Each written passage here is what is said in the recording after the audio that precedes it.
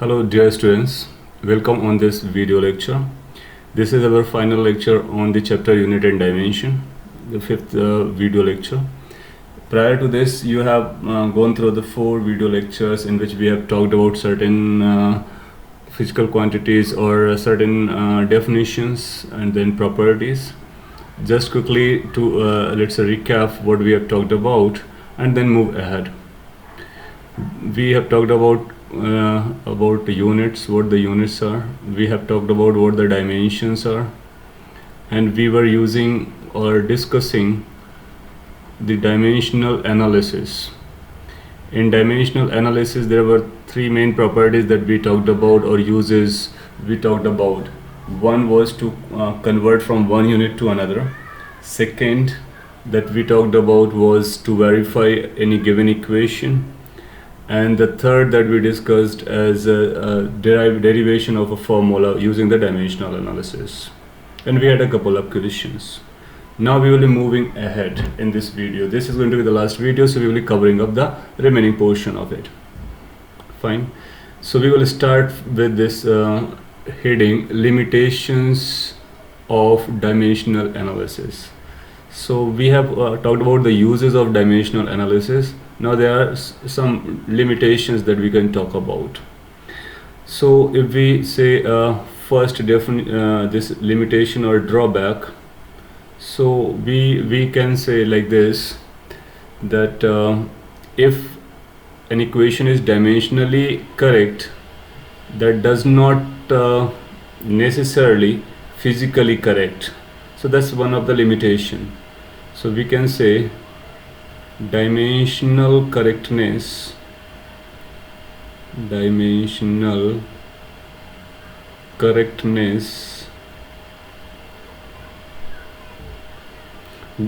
does not ensure physical correctness,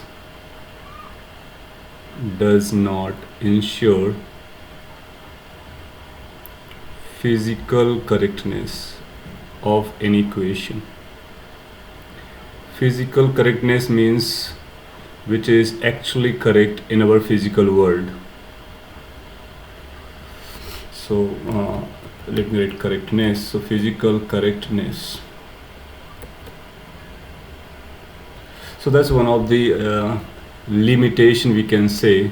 And what does that mean? We can understand this by an example as well. It simply says dimensional correctness does not ensure physical correctness of a given equation. Now let's take a simple example to illustrate it. Let's say we are having one quantity like 1 by t, and another, let's say we are taking example 2 pi by t. Now if we take the dimension of this expression, which is 1 by t is representing time, and if we take the dimension formula for this, we will find for both dimensional formulas will be identical. So if I had to write the dimensional formula for this, which is going to be t inverse, and if we write the dimensional formula for this, which is also going to be t inverse, because we know this 2 pi, which we can call it as angle does not have any dimension. So these two expressions that have been written over here, they are exactly same as per the dimensional analysis or as per the dimensions. So both are having the same dimensions. So both have the same dimensions. But are they two equal? No, we cannot say they are equal, right? So they are not physically equal, but still they have the same dimensional formula. So that means if the expressions having same dimensional formula, they need not to be equal, that they need not to making a physical correctness or equality, physical equality. Understood this point? So this simply says dimensional correctness is a necessary condition to be an equation to be physical equation, but that is not sufficient in itself. As the second limitation, we can list, let me use the same color. So this second limitation is we use this dimensional analysis method or dimensional method to derive equations or formulas, but this has limitation. So in derivation of formulas, we can have derivation of certain type of formulas. So derivation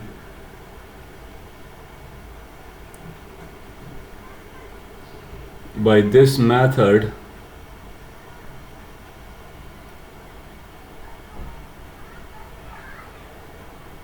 is possible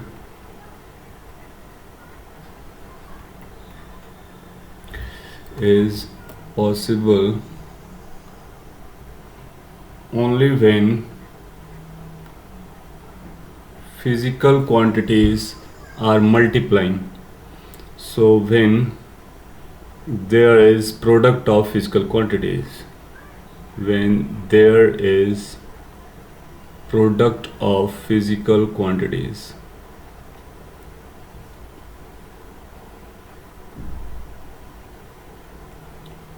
We will be encountering various type of formulas in physics, but all type of formulas cannot be derived using the dimensional analysis method or using this dimensions concept. For instance, if we talk about the equation of motion that you have understood or studied earlier, displacement is equal to ut plus half at square. Now if somebody asks us to derive this equation using the dimensional analysis, it will not be possible for us to derive this equation using the dimensional analysis. Yes, what we can do, we can check whether this is dimensionally correct. So checking the dimensionally correct is available, but we cannot go for the derivation of this kind of equation, because here on the right hand side the physical quantities are multiplying and then the terms are being added up, so they are coming several terms. Whereas this limitation says this will possible only when the physical quantities are have undergoing the products. So only the products has to be there. If you remember the derivation that we had, t is equal to 2 pi under root L by G. So this was possible because L and G, they are getting multiplied and there were powers involved, right? But if the terms like this, separate terms are coming in, so then this derivation using this method is not feasible. So that's what this limitation says. Moreover, this goes further ahead. It also has a limitation to prove this kind of equations like y is equal to a sine omega t, or that means trigonometric functions. If there's a trigonometric functions like sine, cos, tan, they are involved, it will be difficult, or it will not be possible rather, to use this dimensional analysis to prove them. Yes, what we can do, we can verify whether they are dimensionally correct, but we will not be able to prove them. Similarly, exponential functions like y is equal to a e raised to power bx. So if exponential functions are involved, again we will not be able to use this method to prove them. And logarithm functions like y is equal to a log x or something like that. So logarithm function, exponential functions, trigonometric functions, or the terms adding up, these kind of formulas cannot be proved or derived using the dimensional analysis method, right? As I have told you, they can always be verified, they can always be justified to be dimensionally correct, but proving these relations using this method is not possible. So that is second drawback. Similarly, we can write another drawback, that's third. This drawback talks about those formulas in which more than 3 physical quantities are involved in one side and to express the another physical quantity. Meaning is, if we are having one physical quantity depending upon more than 3 physical quantities, then we cannot use this method to derive or to formulate such kind of formula. So if I want to write in short, we can write if a physical quantity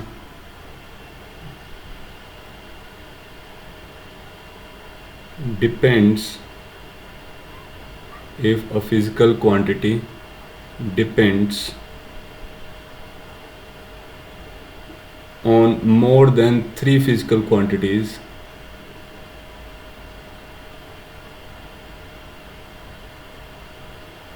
then more than 3 physical quantities, then this method does not work, or this method is not useful. Then such relation cannot be proved.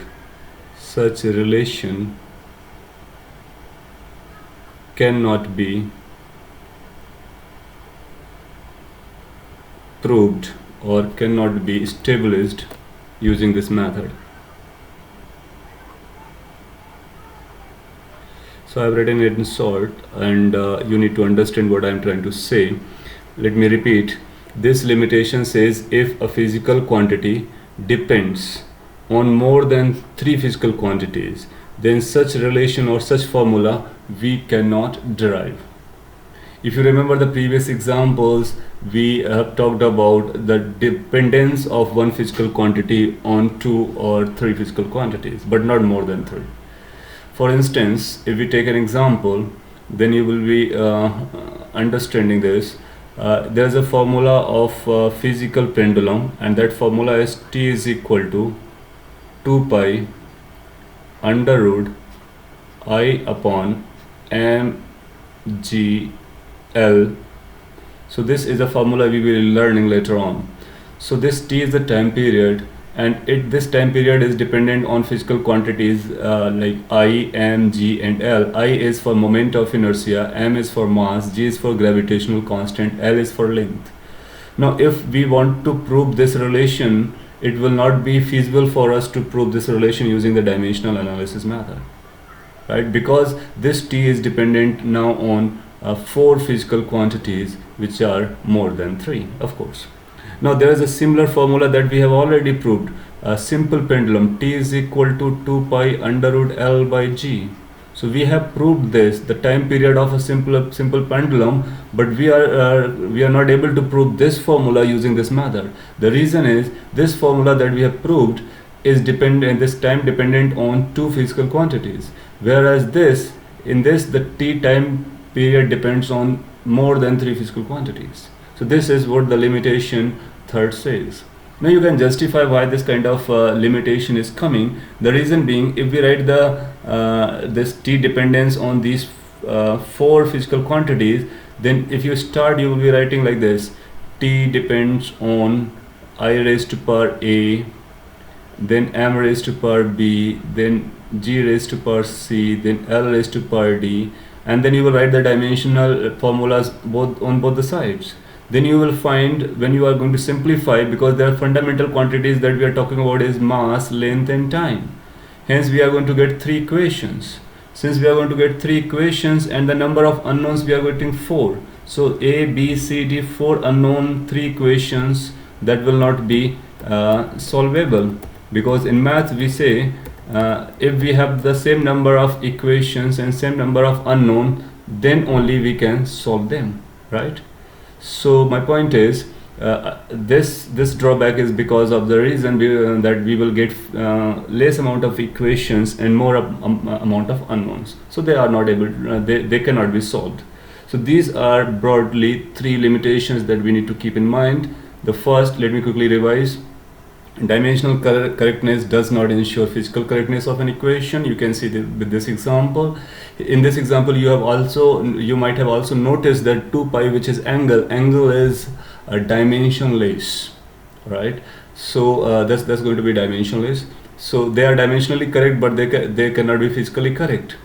Second limitation talks about that the derivation by this method is possible only when the physical quantities are getting product, or there's a product of physical quantities involved. So these kind of equations or this kind of relation, trigonometric, exponential, logarithm, cannot be proved or derived.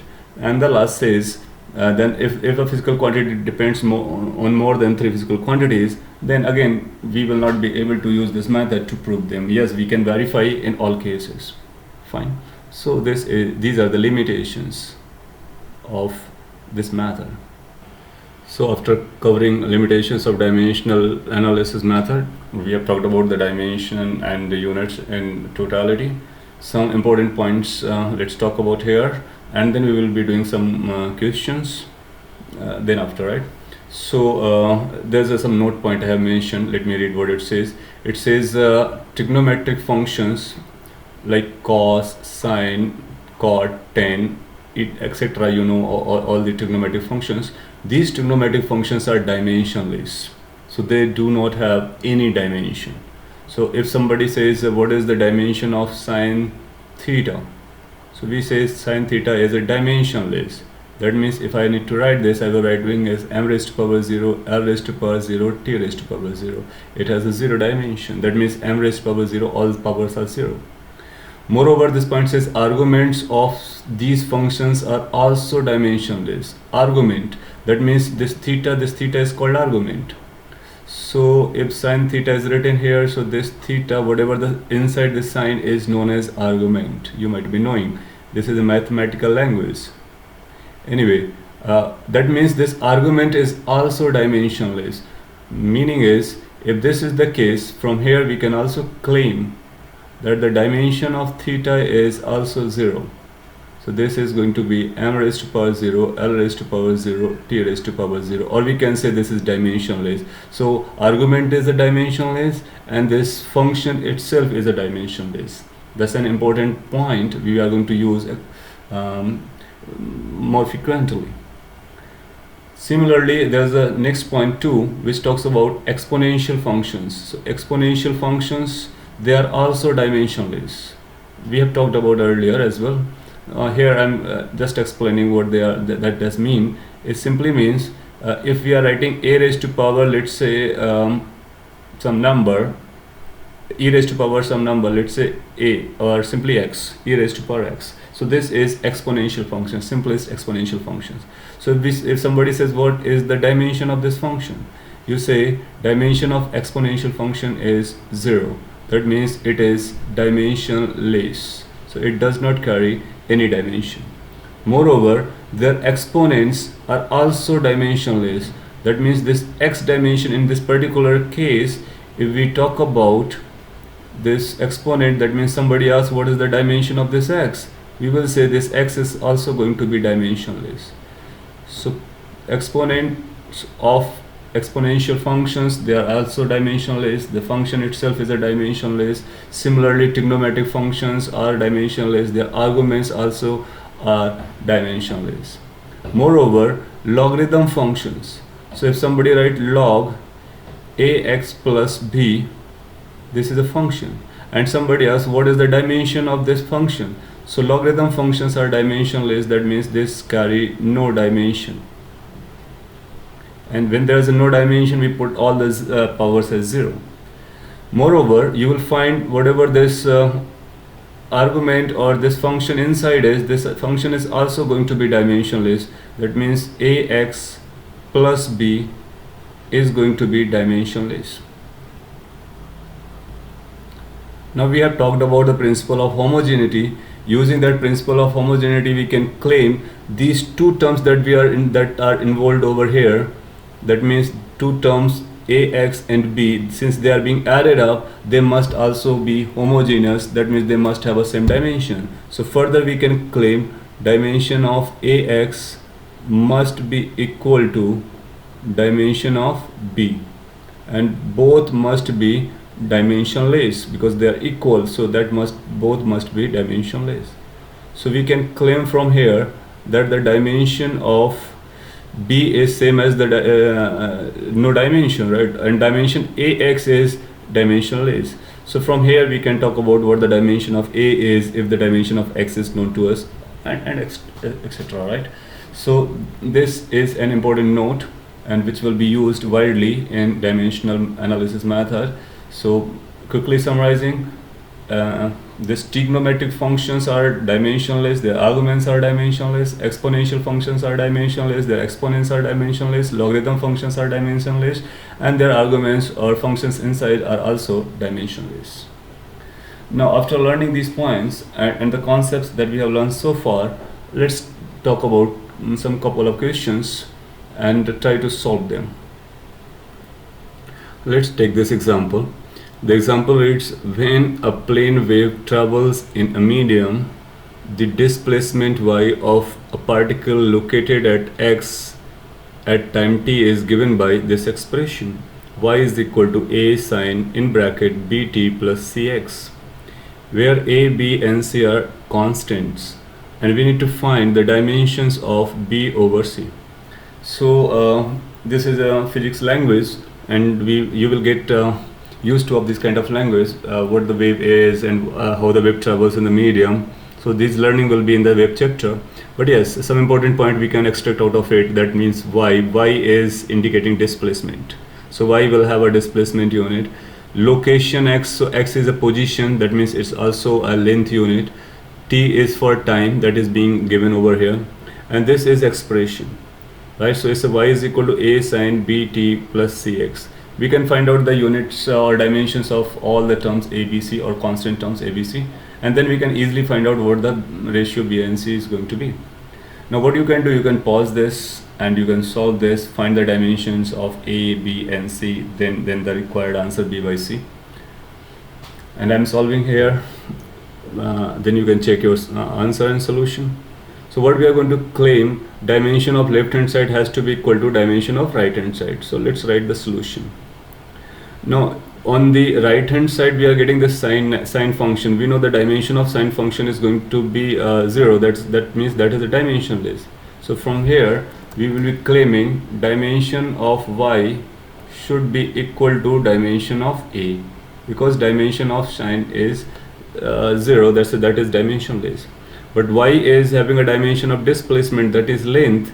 So from here we can claim the dimensional formula of a should be equal to L, which is m raised to power 0 L t raised to power 0, or simply you can write as L. So a can be found out. Then after we know, since sine function is dimensionless, and then we also know the argument is also dimensionless. So using that point, let's place this argument as a dimensionless. So you will say bt. Moreover, I'm directly using the principle of homogeneity. So this dimension must be equal to this, and both must be equal to dimensionless. So bt dimension should be equal to cx dimension, and which should be equal to dimensionless, that means m raised to power 0 L raised to power 0 t raised to power 0.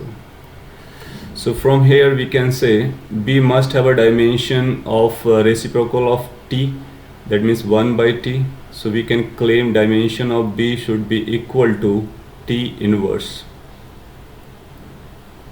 Similarly, we can claim the dimension of c should be equal to 1 upon length, that means L inverse. So this is how we can find the dimensions of b, c and a. Once we have found out these dimensions, after finding a, b, c dimensions, then we can easily find out the dimension of b by c. So we will say desired answer is dimension of b by c.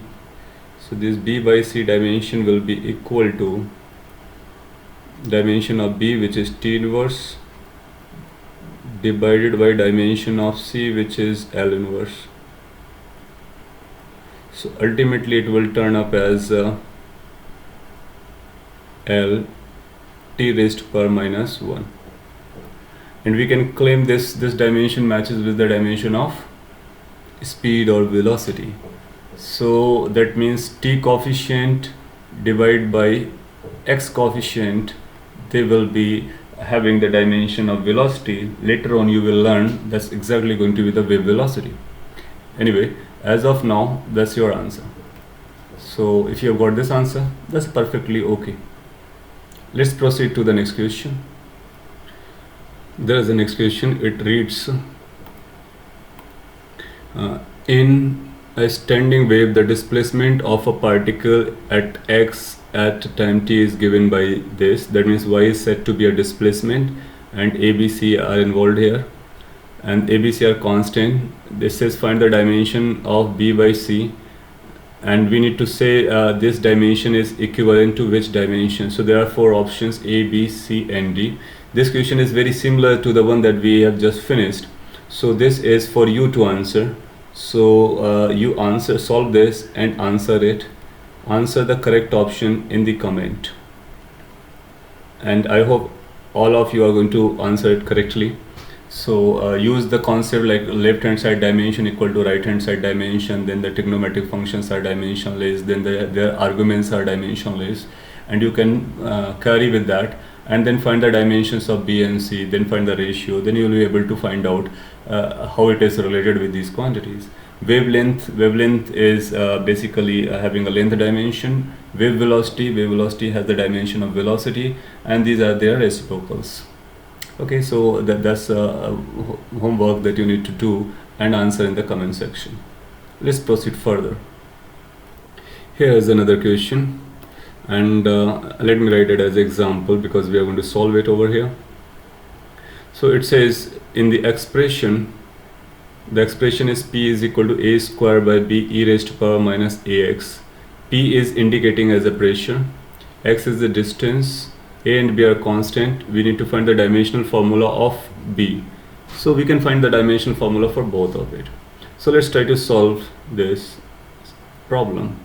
Again, you can pause the video and you can solve by your own, and then check whether you did the similar way or you got the same answer that we are getting over here. So we will say dimension of P must be equal to dimension of A square by B. What the point we are using over here, I hope you can understand. Exponential are dimensionless, so this will have a no dimension. Moreover, we know the exponent is also dimensionless, that means AX must be dimensionless.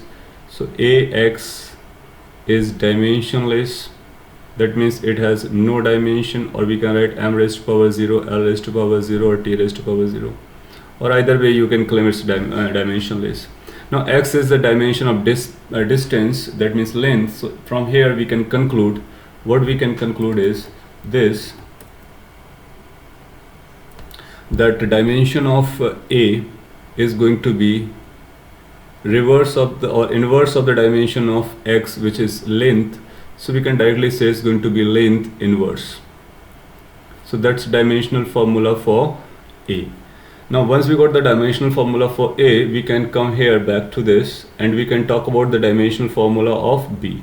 So from here, dimensional formula of B is going to be dimensional formula of A square divided by P for pressure. Now A, we have just found out what the dimensional formula of A is, so we will be making the square of it. So that's going to be L raised to power minus 1 square of this number divided by dimensional formula of P. Now we have talked about the pressure. Pressure is a force upon area. Now if you remember the force, so force is mL t raised to power minus 2. So that's a force. If we need to divide this by area, so L2 has to be divided from, so this is going to be L raised to power minus 1. So this will become the dimension of pressure. Fine. Now we can go further to find out the final answer. So the dimensional formula of B ultimately will become equal to, it will be going upside, so it will be m raised to power minus 1. Then L raised to power minus 2 upside and minus 1 coming from the downside, so it will remain L raised to power minus 1. And this t raised to power 2. So that will become the dimensional formula of B. You can claim that's your answer. Right? So if you got this answer, that's correct. So idea again is this, that these exponents, exponential functions are dimensionless and their exponents are also dimensionless. So we are using this and solving these kind of problems. Now we can go to the next problem as well. Here is one more example that we are going to do over here. It reads the pressure, the volume and temperature of a gas are related as P plus A upon V square in bracket, another bracket is V minus B is equal to CT. Where A, B and C are constants, we need to find the dimensions of A by B. In fact, we can find out the dimension of A, B and C all, and then we can easily find the ratio. So let's try to solve it, and you can solve by pausing the video and then you can check. Now using the principle of homogeneity, we can say these two terms which are being added up, they must be of same dimension. Similarly, they must be of same dimension and their product must be equal to dimension of C and T. So from here we are going to claim something like this: P dimension is equal to dimension of A upon V square. V square, V for volume, which will basically give us the dimension of A. So dimension of A from this can be calculated, which is product of P dimension and V square dimension. We will be simplifying this to find the dimension of A. Okay, let's simplify here, then we can go for the next point. Now if we carry with this and we simplify this, so this A dimension is going to be equal to dimension of P. We have just written the dimension of P, or you can find it from the table, or you can calculate it anytime. Force by area. So it's going to be M L raised to power minus 1 T raised to power minus 2. That's the pressure dimension. Then volume. We know volume is length power 3, and we need to put the square of this. So we can simplify this to write in a proper fashion. So it's going to be M, and L raised to power 6, 1 goes from here, so it will be L raised to power 5. And if we talk about the T powers or T dimension is minus 2. So this becomes the dimensional formula for A. Now once we got the dimensional formula for A, we can come back to this and talk about the dimensional formula of B. Using this expression, we can say V and B must be dimensionally balanced or dimensionally equal. So dimension of B must be equal to dimension of V. And we know the dimension of V is L cube, so simply it becomes L cube. Now this is a very simple point, and this has been asked in examination n times.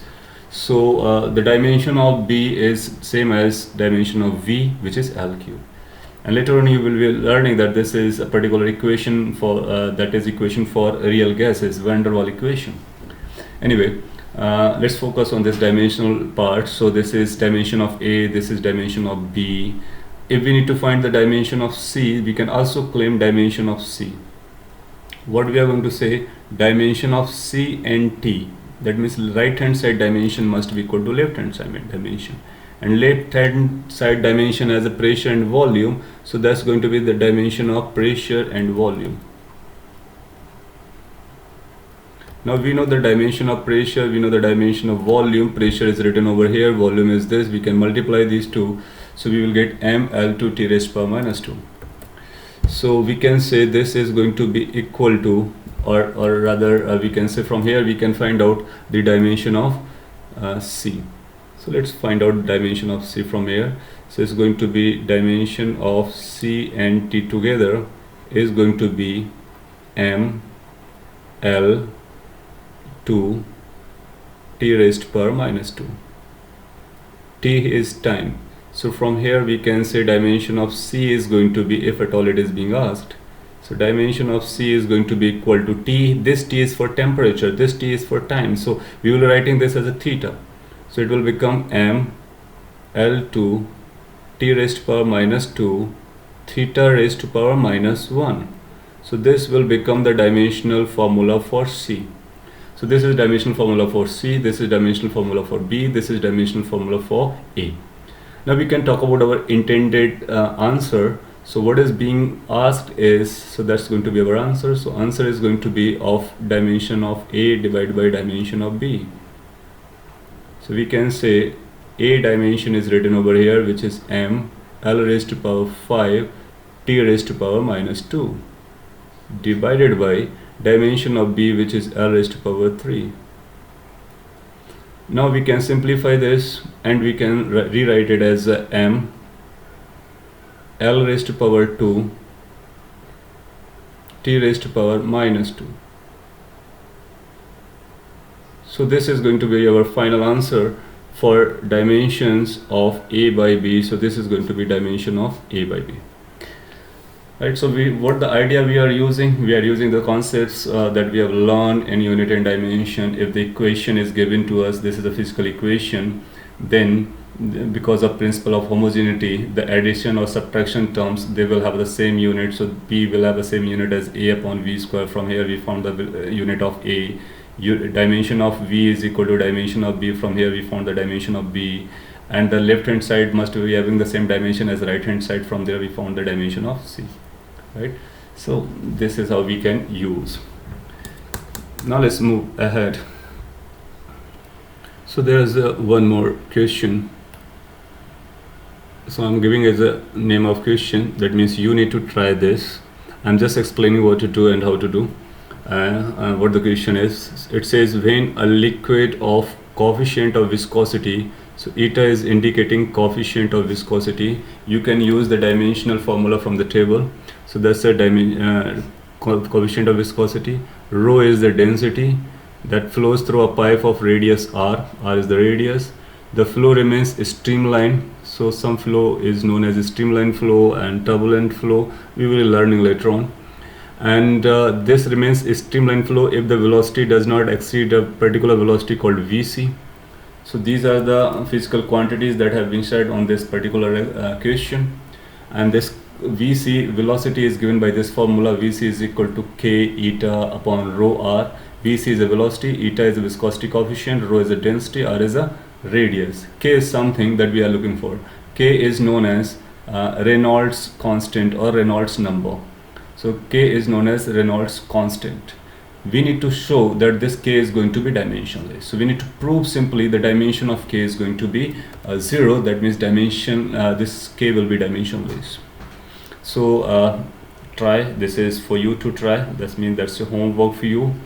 And for that you need to write the left hand side dimension is equal to right hand side dimension. Maintain this dimension of K as such, then put all the dimensions, simplify. Ultimately you should get K dimension should come out as m raised to power 0, L raised to power 0, T raised to power 0. This is what you need to prove. So if you can prove this, that means to prove that is this thing. If you can prove that this, then that means it's done. So you just prove it, and if you are able to find this thing correctly, honestly, then you write in the comment section that you have done it, or it has been proven. Fine. Well, so this was your unit and dimension chapter. These were the couple of questions that we talked about, and we have talked about all broad important ideas which are relevant for our examination. So keep them in mind, make your proper notes and remember them, and that's going to be sufficient to answer any question coming from unit and dimension part. As I told you earlier, that might be a case with you that some quantities might be bothering you, like what is in this particular example, what is a coefficient of viscosity, what is a Reynolds number, and what is streamline flow. So these things are going to come in the future chapters. Don't bother much. Just remember what the idea or the thinking process that we need to apply in order to find or solve the questions related to unit and dimensions. I'm going to give you one more assignment as well, so you do that, and also follow the books that you are supposed to. Fine. So in the next video we will be talking about errors and measurements. That's also a very basic chapter and important for examination. So let's complete this part. Thank you for watching. Have a great time.